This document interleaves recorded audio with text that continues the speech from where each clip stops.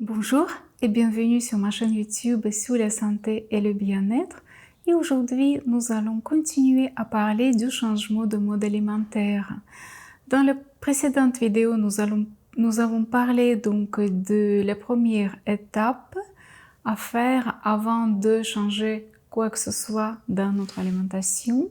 Donc de quoi il s'agissait? Il s'agissait d'une sorte de bilan alimentaire, c'est-à-dire de l'analyse de tous les éléments consommés durant les dernières 5 à 10 années, idéalement durant toute la vie.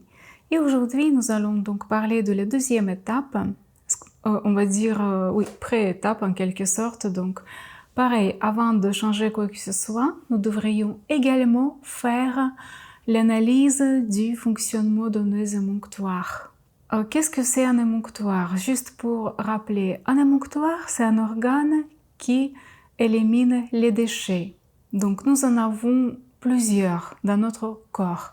Donc, ce sont les intestins, le foie, les reins, la peau et le système respiratoire. Donc, on va dire les poumons. Voilà. Et cette analyse, qu'est-ce qu'il nous donne en fait? Donc déjà, l'analyse des éléments consommés, ça permet de savoir quels déchets nous avons accumulés.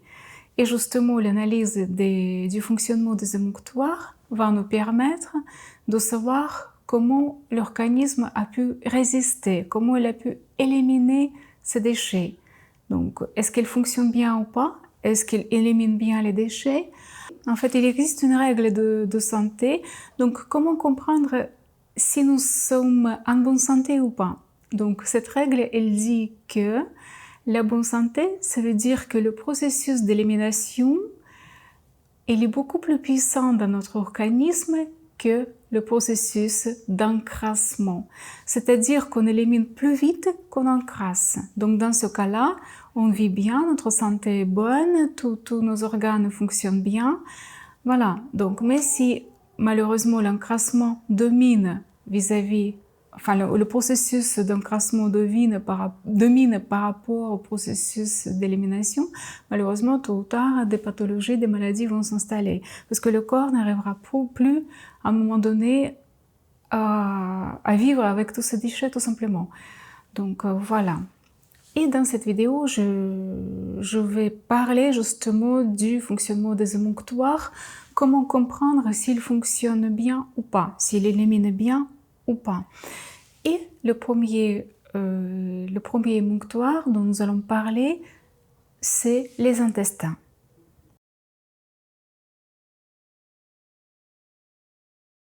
En fait, pour comprendre comment marchent les intestins, s'ils fonctionnent bien ou pas, c'est assez simple. Il suffit de poser la question suivante à la personne. Est-ce qu'elle va souvent à la selle? Bien évidemment, c'est par rapport au volume, à la quantité de la nourriture qu'elle mange tous les jours. Donc, normalement, le nombre de fois quand la personne visite les toilettes devrait correspondre au nombre de repas. Voilà donc. Mais malheureusement, dans le monde moderne, ce qui est accepté comme la norme, c'est que si les personnes vont à la selle une fois par jour, déjà on dit que c'est bien. Donc souvent, je posais cette question lors de quelques consultations, que voilà, et je pose toujours cette question, combien de fois par jour vous allez à la selle? Et souvent les gens me disent, mais par jour? Mais combien de fois? Mais en fait, je vais une fois par jour. Donc voilà, c'est comme ça, c'est depuis plusieurs années. Mais cependant, si ensuite je pose d'autres questions, par exemple, combien de repas par jour vous prenez? Et puis les personnes peuvent dire, ah mais je mange 3 ou 4 fois par jour. Donc comme vous voyez, déjà c'est pas normal, c'est à décaler en fait. Aller à la selle une fois par jour, mais en même temps avoir 3 ou 4 repas par jour, donc il y a forcément quelque chose qui va pas.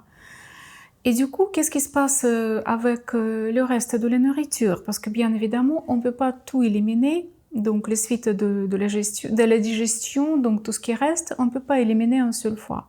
Donc, mais où est-ce que le reste va en fait finalement dans l'organisme? Du coup, Donc, si l'intestin est assez lent, donc il n'arrive pas à éliminer en fait tous les déchets, enfin tous les déchets, tout ce qui reste après les repas. Donc, c'est soit d'autres émonctoires s'en chargent, ou bien sinon, le corps, s'il n'arrive pas à solliciter donc d'autres émonctoires, ou s'il les sollicite mais partiellement, dans ce cas-là, ce qui se passe, c'est que le corps les stocke, tout simplement. Donc voilà, d'où souvent viennent des problèmes de surpoids, de plusieurs pathologies et d'autres. Voilà, donc pour comprendre le fonctionnement de son intestin, il suffit justement de poser cette question. Combien de repas donc les personnes, elles a et combien de fois par jour elle va à la selle. Donc ça déjà, ça permet de comprendre pas mal de choses. Voilà, et quand on parle du fonctionnement des intestins, en fait, qui est notre émonctoire principal, en même temps, on peut parler également du foie. Donc le foie, si les intestins fonctionnent très bien, dans ce cas-là, le foie également fonctionne très bien. Parce que le foie, si vous voulez, en fait, elle récupère tous les toxines qui se trouvent dans leur... Elle les met dans la bile, en fait, les toxines, et puis la bile, elle va où elle va dans les intestins, et ensuite, donc, la bile passe par les intestins, et ensuite, elle est éliminée. Mais le problème chez les gens contemporains, c'est que, comme il y a quand même le problème de constipation qui est assez connu, donc une constipation déjà une fois par jour, aller à la selle, c'est vraiment, on dit que c'est déjà la constipation, en tout cas en naturopathie, parce que justement le nombre de repas devrait correspondre au nombre de fois quand les personnes visitent les toilettes. Donc du coup, ce qui se passe, c'est que comme l'intestin, s'il fonctionne lentement, s'il n'arrive pas à éliminer, donc il est déjà assez de colle à l'intérieur. Et du coup, la bile, avec des toxines, elle arrive dans les intestins et ensuite, elle n'arrive pas à passer en fait. Elle arrive, elle y reste. Et donc, ce qui se passe par la suite, c'est que quand il y a en fait beaucoup de colle, le col avec aussi la bile avec des toxines, donc ce qui se passe ensuite, c'est que une partie de ces déchets, ils rentrent dans l'organisme à nouveau, à l'intérieur. Donc ensuite, par le sang, et ensuite ils sont répandus dans tout l'organisme. Et ensuite, le foie, ce qui se passe, c'est que elle récupère encore ces toxines qui n'ont pas été éliminées, tout simplement parce qu'ils ne doivent pas se retrouver dans le sang. Et donc, c'est une sorte de cercle vicieux. Donc, le foie essaie d'éliminer les toxines, donc elle les place dans la bile, et la bile arrive donc dans les intestins, mais elle ne peut pas être éliminée. Ensuite, elle revient dans l'organisme. Le foie récupère justement ces toxines, mais voilà, donc il continue, le foie malheureusement, il continue à les garder. Et en même temps, c'est un dommage parce que les toxines, elles sont vraiment ce sont des substances qui endommagent beaucoup nos organes, notre organisme. Et du coup, voilà. Et en même temps, ce qui se passe, c'est que les personnes, pendant donc tout ce processus, elles peuvent avoir des symptômes d'intoxication, c'est-à-dire qu'elle a mal à la tête, elle peut avoir des nausées, donc elle sent de la faiblesse, elle a parfois, donc voilà, c'est quand on... Non, vraiment, c'est quelque chose qui est très désagréable et qui est très mal vécu. Donc voilà, ça crée aussi des douleurs à la tête. Donc voilà, jusqu'à ce que le sang soit... jusqu'à ce que les toxines ne sont plus présentes dans le sang, tout simplement parce que le foie les récupère. Voilà. Et du coup, aussi, ce qu'il faut savoir sur le fonctionnement des intestins, c'est que nous sommes tous différents. Notre régime alimentaire, principalement, est assez différent. Et donc, le fonctionnement des intestins, il est différent chez différentes personnes. Donc, voilà. Puis, ce que j'aimerais dire aussi, c'est que si les intestins fonctionnent bien, quand on change d'alimentation. Donc quand on commence à manger les fruits crus, les légumes crus, donc tout ce qui est bien pour notre santé, du coup, les intestins qui fonctionnaient déjà très bien, ils commencent à fonctionner encore mieux. Donc le processus d'élimination, s'il y a des déchets, s'il y a des toxines, donc ça commence le corps commence à les évacuer très vite en fait, de façon très efficace. Et dans ce cas-là, en fait, c'est vraiment très très bien. C'est une très bonne nouvelle, tout simplement parce que ça va suffire en fait pour nettoyer assez rapidement le corps, parce qu'il y a assez d'énergie vitale, les intestins fonctionnent bien, ils éliminent bien, et dans ce cas-là, nous n'allons pas avoir besoin d'utiliser d'autres techniques, d'autres mesures en fait qui vont stimuler les émonctoires, qui vont stimuler les processus d'élimination. Mais par contre, comme j'ai déjà dit, on est tous différents, donc les intestins fonctionnent plus ou moins, enfin ça dépend donc. Et si jamais les intestins sont lents, donc leur fonctionnement est assez ralenti, et le changement dans ce cas-là d'alimentation, de mode d'alimentation, si par exemple la personne toute sa vie a consommé principalement du cuit, et donc si on commence à rajouter des éléments crus, du coup l'intestin ne va même pas réagir. Ça arrive, c'est possible. Et dans ce cas-là, pour stimuler justement cet émonctoire et d'autres émonctoires en même temps, il faudra utiliser d'autres mesures, d'autres techniques donc, qui vont renforcer ces processus d'élimination dont nous allons parler plus tard dans d'autres vidéos. Voilà, donc nous avons précisé que l'intestin aide au foie à se nettoyer des toxines qu'elle a accumulées. Mais d'où viennent ces toxines? Ces toxines viennent de l'alimentation, donc des éléments cuits, d'origine animale principalement. Puis, ce sont des produits chimiques dont nous allons déjà parler dans d'autres vidéos, qui contiennent des plats préparés, des plats cuisinés, ou qui contiennent, si vous lisez sur les étiquettes, il y a plusieurs substances chimiques qui sont indiquées. Ça provient également des produits toxiques comme l'alcool, le café en overdose, les chocolats, mais aussi des médicaments. On sait très bien que les médicaments, donc parfois médicaments sont assez lourds en fait, et donc assez toxiques. Ça dépend bien évidemment des pathologies, mais parfois malheureusement pour justement soulager les symptômes de telle ou telle pathologie, donc parfois les médecins proposent des médicaments qui sont assez lourds. Et du coup, le foie, il reste en fait dans l'organisme parce que le corps, il n'arrive même pas à les éliminer. Donc, il reste jusqu'à ce qu'à un moment donné, le corps enfin peut les éliminer. Donc, voilà. Donc du coup, si l'intestin fonctionne bien, donc il peut assez rapidement aider au foie à éliminer donc tous les toxines qui ont été accumulées durant toute la vie de la personne. Et maintenant, nous allons parler des reins.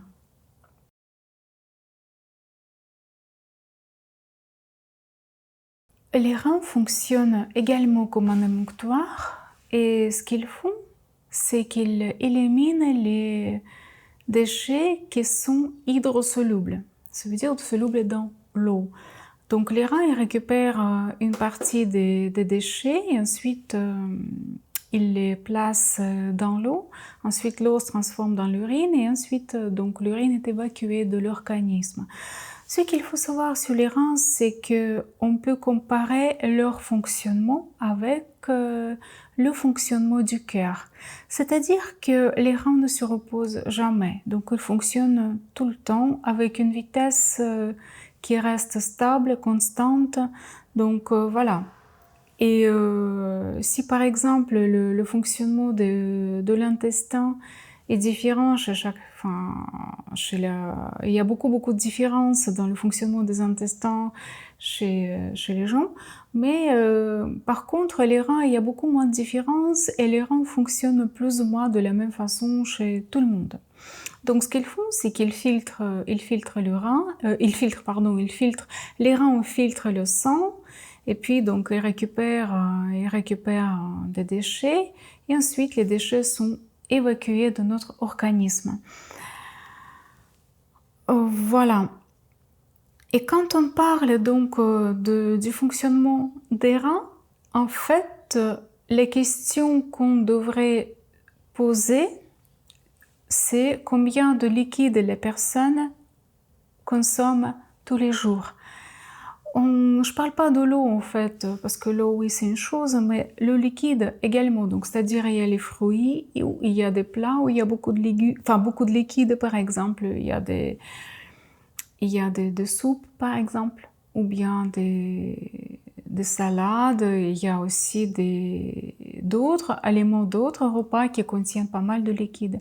Mais en plus de ça, il y a bien évidemment du thé, des tisanes, du café. Donc tout ce volume de liquide, c'est important de comprendre combien les personnes consomment par jour. Voilà, donc ça, on peut voir plus ou moins comment ça va nous permettre de comprendre comment les reins fonctionnent. Ce qu'il faut aussi, ce qui est intéressant de savoir, c'est que les reins, c'est un organe assez silencieux. C'est-à-dire qu'on ne peut pas vraiment les sentir, en fait. Et les maladies telles que des inflammations, ça se manifeste rarement, plutôt rarement. Donc ce qu'on peut avoir plus souvent, ce sont plutôt des calculs rénaux. Et on peut se rendre compte de ça quand justement les calculs commencent à sortir. Par exemple, là, ça fait vraiment une douleur, donc urgence médicale. Donc voilà, c'est quelque chose c'est vraiment quand les reins se manifestent. Sinon, chez la plupart de personnes, on ne les sent pas vraiment en fait. Donc quand ils sont abîmés parfois, ou même quand il y a le début déjà de l'insuffisance rénale, on peut même ne pas s'en rendre compte. Bon, bien évidemment, il y a certains symptômes par rapport à ça, une immense fatigue et d'autres. Mais sinon, l'organe, les douleurs, on les ressent vraiment rarement. Donc voilà. Donc du coup, pour comprendre comment fonctionnent les reins, c'est-à-dire savoir combien de liquide les personnes consomment par jour, mais aussi de comprendre est-ce qu'ils mangent beaucoup d'aliments déshydratés. Parce que justement, quand on mange les plats ou les éléments qui sont déshydratés, l'organisme, pour pouvoir les traiter, pour pouvoir les digérer, il doit récupérer quelque part de l'eau. Donc maintenant, nous allons parler de l'émonctoire suivant, donc c'est la peau.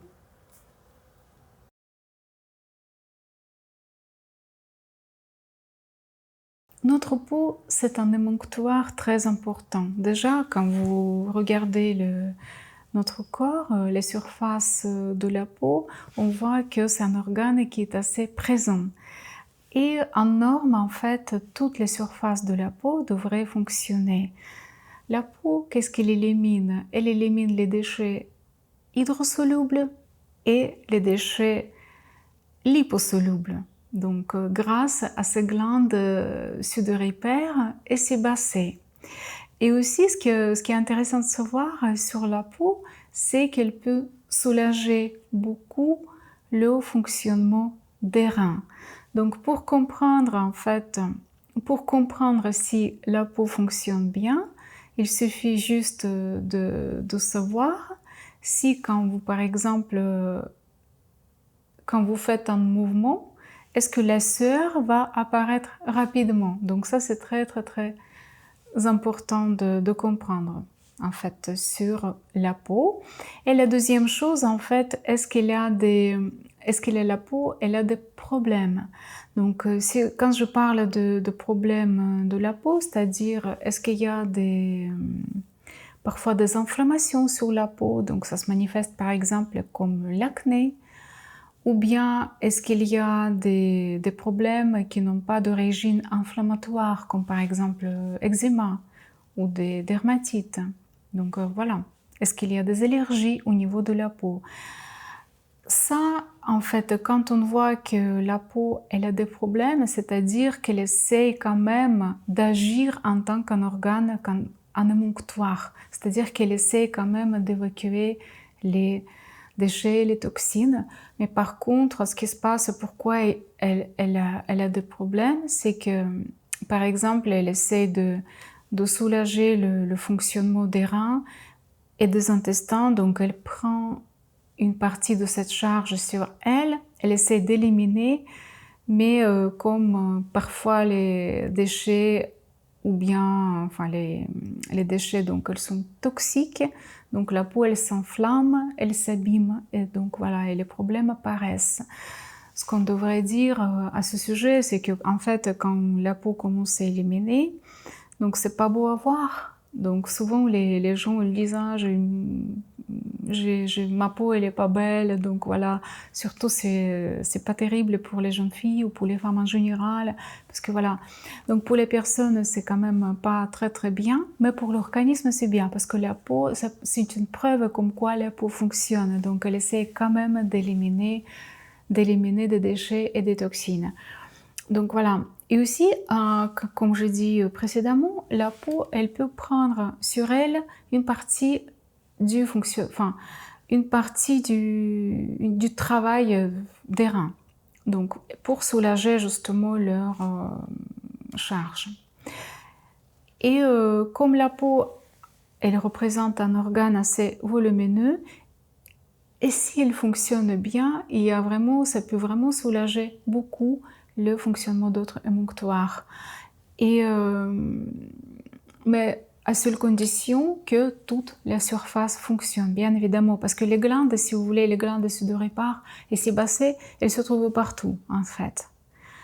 Donc, au niveau de toutes les zones, de toute la peau, en fait. Mais par contre, chez la plupart des gens, ce qu'on peut observer, c'est que la peau, elle fonctionne, mais pas complètement. C'est-à-dire qu'il y a une telle ou telle zone fonctionne très bien, donc voilà. Il y a la sueur et il y a, voilà, donc tout va bien, la peau élimine, mais dans d'autres zones, non, ça fonctionne pas. Voilà, mais si toutes les surfaces de la peau fonctionnent, ça soulage beaucoup justement les reins. Et la médecine, elle connaît une histoire en fait d'une petite fille qui est née sans reins. Donc voilà, elle n'avait pas de reins. Donc elle a eu les parents qui étaient très attentifs, ils ont fait attention, comme quoi leur petite fille n'allait pas faire pipi, donc c'était pas normal. Donc ils l'ont examiné, ils ont vu qu'il n'y avait pas de rein. Voilà. Et ce qui s'est passé, c'est que c'est la peau qui s'en est chargée. Donc la peau, elle a pris cette fonction sur elle pour éliminer les déchets. Et cette petite fille, elle a vécu jusqu'à 6 ans. Mais ça prouve justement comme quoi la peau peut être très très efficace par rapport à l'élimination des déchets liposolubles et hydrosolubles. Et aussi ce qu'on sait, c'est que parfois, en fait, quand elle commence les éliminations, parfois si la personne elle a chaud, donc c'est la sueur qui apparaît, mais parfois il y a des mauvaises odeurs. Et c'est pareil en fait, c'est-à-dire que par rapport à ces douleurs, on peut quand même juger l'état des intestins. D'où vient cette odeur? Elle vient justement des problèmes, des fermentations, voilà, donc qui se passent au niveau des intestins. Donc ce sont des mauvaises odeurs, voilà, qui peuvent diminuer la qualité de la vie. Mais de l'autre côté, c'est justement le fait que la peau, elle essaye d'agir en tant qu'émonctoire. Et maintenant, nous allons parler de notre système respiratoire, parce que c'est pareil, c'est un émonctoire.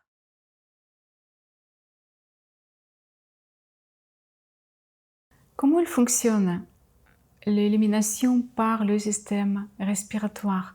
Donc en fait, on inspire et on expire.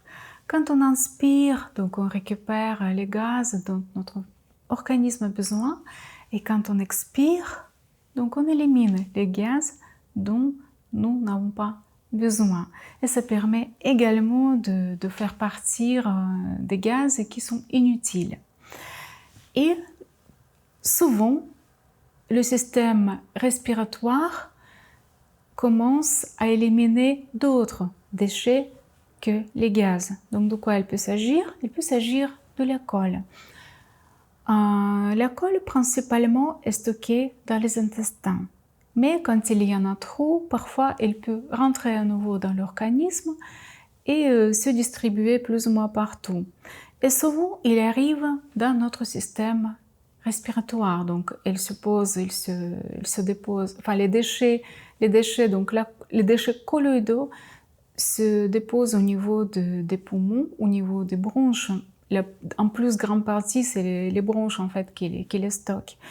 Mais ce qui se passe, c'est que le système respiratoire, il est très fragile et il ne peut pas se permettre d'être contaminé par ces déchets, d'être envahi par ces déchets.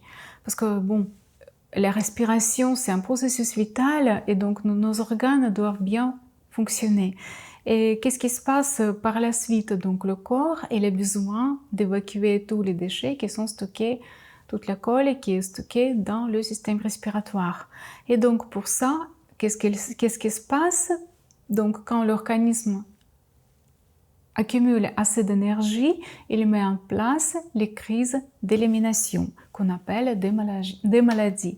Souvent, ce sont donc des bronchites, la toux, des sinusites. Donc la colle, elle commence à sortir par les organes de notre système respiratoire. Il y a beaucoup de personnes qui disent que tous les matins, elles sont obligées de nettoyer leur nez et leur voie respiratoire, tout simplement parce que pendant la nuit, il y a beaucoup de processus de nettoyage qui se mettent en route.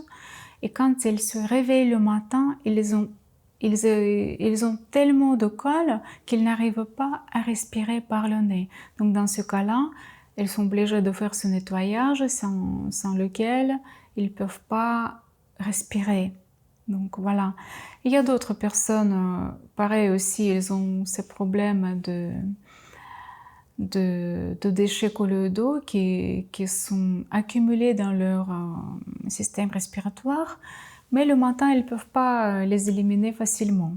Donc si le premier groupe de personnes dont je viens de parler, donc quand ils lavent le nez, quand ils essayent d'éliminer, ils y arrivent.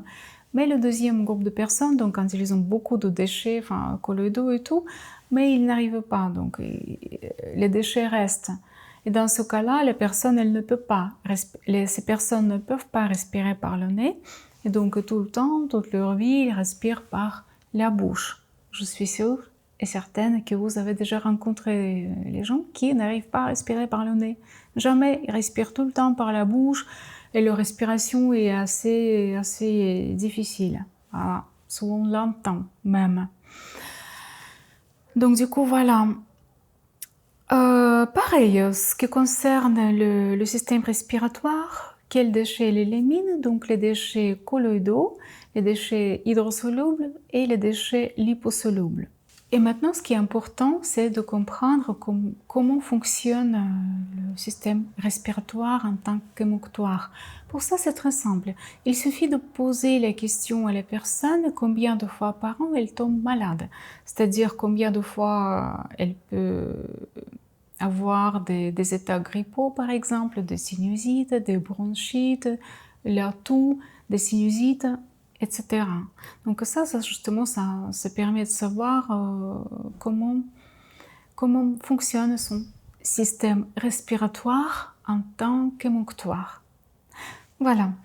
Donc aujourd'hui, nous avons parlé de cette deuxième étape, donc de faire une sorte de bilan d'analyse du fonctionnement de nos émonctoires avant de changer notre mode d'alimentation.